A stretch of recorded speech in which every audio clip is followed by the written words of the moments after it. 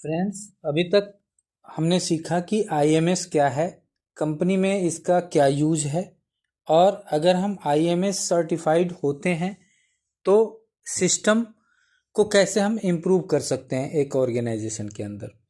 इसके अंदर कौन कौन से आईएसओ कवर होते हैं, जिसमें कि आपने कल के वीडियो में ऑक्यूपेशनल हेल्थ एंड सेफ्टी के बारे में सीखा था, जो हमारा आईएसओ स्टैंडर्ड 45001 के अंदर आता है। आज हम बात करेंगे इन्वायरमेंटल मैनेजमेंट सिस्टम की, जो आईएसओ 14001 के स्टैंडर्ड में कवर्ड होता है।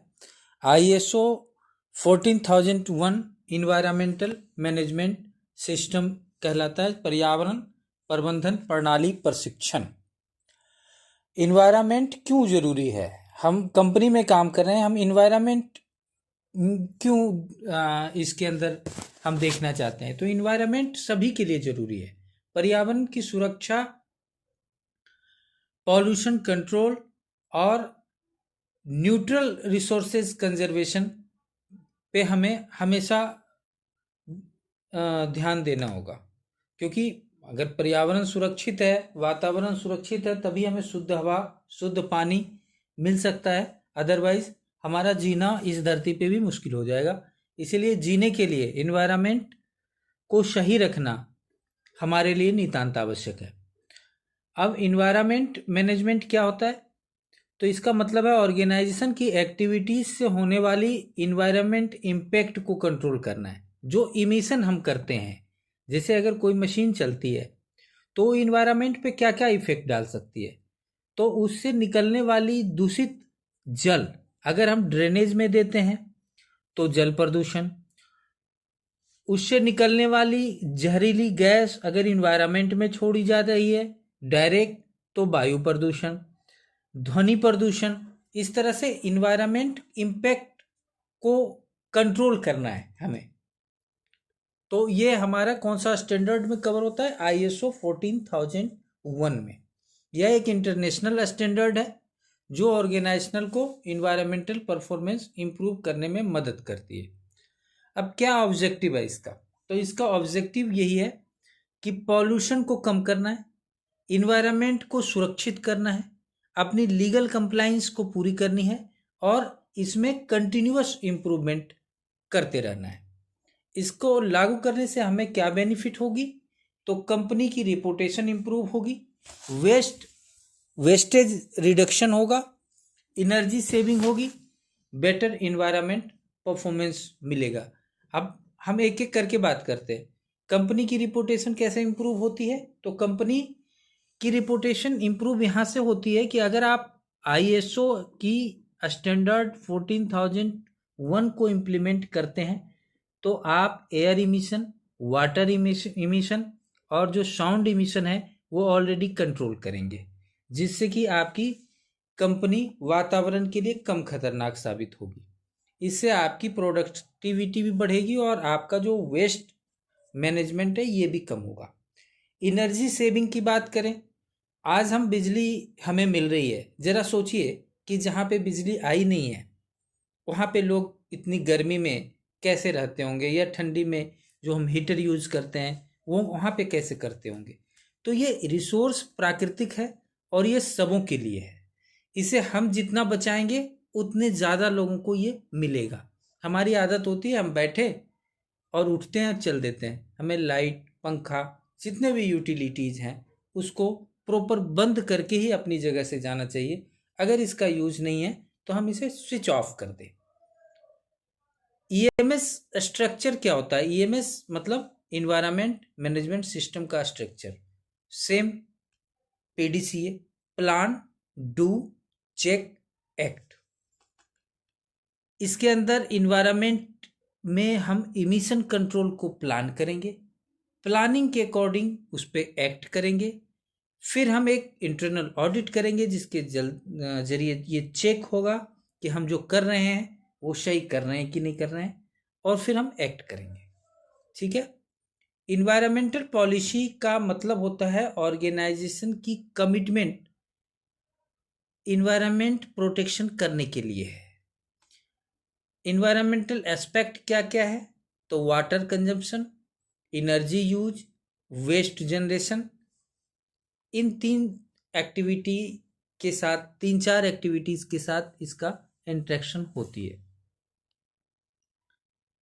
इन्वायरमेंटल इम्पैक्ट्स, एक्टिविटीज के कारण इन्वायरमेंट पर पड़ने वाली इफेक्ट। आपको पता है, आप डीजे चला रहे हैं, एयर पॉल्यूशन हो रहा है। आप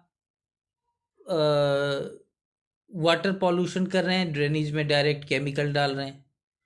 सॉइल कंटामिनेशन हो रही है, नॉइज पॉल्यूशन हो रहा है। अब इसको कैसे हम मॉनिटर करेंगे?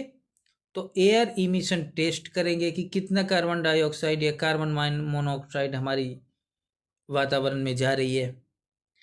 हम कोई केमिकल डायरेक्ट ड्रेनेज में तो नहीं दे रहे हैं, या डायरेक्ट हमारी कोई भी केमिकल सॉइल में डायरेक्ट मिल तो नहीं रही है, या फिर हमारी नॉइज़ है तो नॉइज़ कितनी है, उसको हम टेस्टिंग करेंगे। टेस्टिंग करने के बाद उस पर हम कंट्रोल लगाएंगे। ऑर्गेनाइजेशन को सभी इन्वायरमेंटल लॉ और रेगुलेशंस फॉलो करना ज़रूरी है। इन्वायरमेंटल ऑब्जेक्टिव्स इम्प्रूव करने के गोल्स क्या क्या हैं? तो वेस्ट रिडक्शन है और एनर्जी सेविंग है। इन्वायरमेंटल टारगेट्स जब भी हम लेके चले तो मेजरेबल गोल्स मिलेंगे। एनर्जी कंजम्पशन को, जैसे अगर हमने कहा कि आज हमारी एनर्जी कंजम्पशन इतनी है तो हम 10% रिड्यूस कर सकते हैं। उसमें अपनी हैबिट को हम कंट्रोल करेंगे कि अगर हम उठ के जा रहे हैं या घर से घर जा रहे हैं या फिर हम अपने सीट पे बैठे नहीं हैं तो वहाँ हम लाइट, पंखा, यूटिलिटीज़ बंद करके जा सकते हैं। ऐसा नहीं कि हमारी केबिन में एसी चल रही है, मैं कहीं और बैठा हूँ, तो वो वेस्टेज है। और वो वेस्टेज ऐसा नहीं कि लीगल कंप्लाइंस के लिए ही ज़रूरी है। आप ये देखो कि जहाँ पे सुविधाएं नहीं है, भारत में ही जहाँ पे सुविधाएं नहीं है, क्योंकि हर चीज़ की एक सोर्सेज लिमिटेड है, वहाँ पे रिसोर्सेज कैसे पहुँचेगी अगर हम इस तरह से वेस्टेज करेंगे? तो हमें वेस्टेज को रिड्यूस करना है। ऑपरेशनल कंट्रोल का उद्देश्य इन्वायरमेंटल रिस्क को कंट्रोल करना है, वेस्ट मैनेजमेंट करना है और पॉल्यूशन कंट्रोल करना है। अब वेस्ट मैनेजमेंट में आपको पता है, जैसे इसको रिड्यूस कर सकते हैं, चीज़ों को हम रीयूज कर सकते हैं, रिसाइकल कर सकते हैं।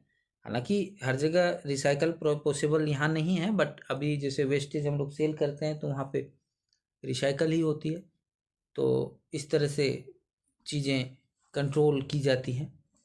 एयर पॉल्यूशन में जैसे इमिशन मॉनिटरिंग करेंगे, एयर इमिशन टेस्ट करवाएंगे, जहाँ हो सकता है हम एयर फिल्टर लगाएंगे और पॉल्यूशन कंट्रोल इक्विपमेंट लगाएंगे। उसी तरह से वाटर पॉल्यूशन कंट्रोल है तो वेस्ट वाटर की ट्रीटमेंट, वाटर रिसाइकलिंग, इस पे हम ध्यान देंगे। एम्प्लॉय को इन्वायरमेंटल अवेयरनेस ट्रेनिंग देनी जरूरी है। इससे क्या होता है, एम्प्लॉय क्या हेल्प कर सकते हैं? तो ये वेस्टेज को कंट्रोल कर सकते हैं, ये एनर्जी सेविंग कर सकते हैं, और भी जैसे डायरेक्ट कोई केमिकल है तो वो सॉइल और ड्रेनेज में डालने से रोक सकते हैं। इंटरनल ऑडिट से ईएमएस सिस्टम की इफेक्टिवनेस चेक की जाती है। इसका कंक्लूजन ये है कि इन्वायरमेंट को सुरक्षित रखना है, फ्यूचर को प्रोटेक्ट करना है, ताकि आने वाली हमारी जो संतति है, हमारी जनरेशन है, वो भी नेचुरल हवा ले सके, नेचुरल पानी पी सके। ये सिर्फ कंपनी के लिए ज़रूरी नहीं है, ये एक नैतिकता भी है कि हम अपने आने वाले संतति के लिए क्या कुछ छोड़ के जाएंगे या बर्बाद करके। धन्यवाद।